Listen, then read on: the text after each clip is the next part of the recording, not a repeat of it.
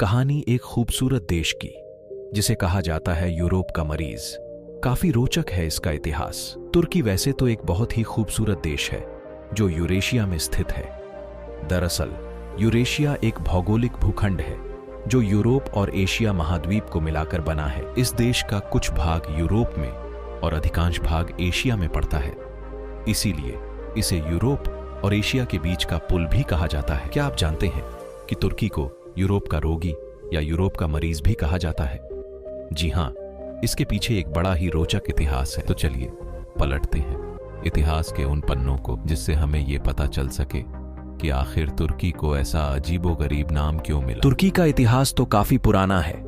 ईसा से पूर्व यूनानियों का बसाव और फिर स्थानांतरण और ईसा के बाद सन 800-1400 तक तुर्क जाति का प्रादुर्भाव तुर्की के इतिहास की प्रमुख लिखित घटना है।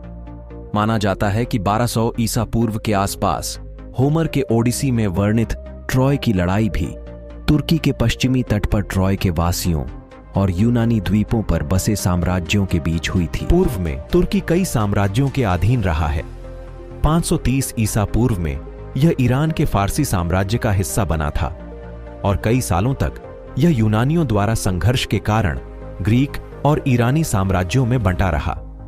330 ईसा पूर्व में फिर तुर्की सिकंदर महान के यूनानी मैसिडोनी साम्राज्य के अंतर्गत आ गया और फिर बाद में यह रोमन साम्राज्य और सासानी साम्राज्य का भी हिस्सा बना। 18वीं शताब्दी तक ऑटोमन साम्राज्य अति विशाल था और शक्तिशाली बना रहा, लेकिन बाद में तुर्की सुल्तानों की विलासी प्रवृत्ति और लोगों पर अत्याचार ही इस विशाल साम्राज्य के पतन का कारण भी बन गया। ऑटोमन सुल्तानों का अत्याचार तुर्की पर इतना बढ़ गया कि यहाँ रहने वाले लोग धीरे धीरे अपनी स्वतंत्रता के लिए आंदोलन करने लगे।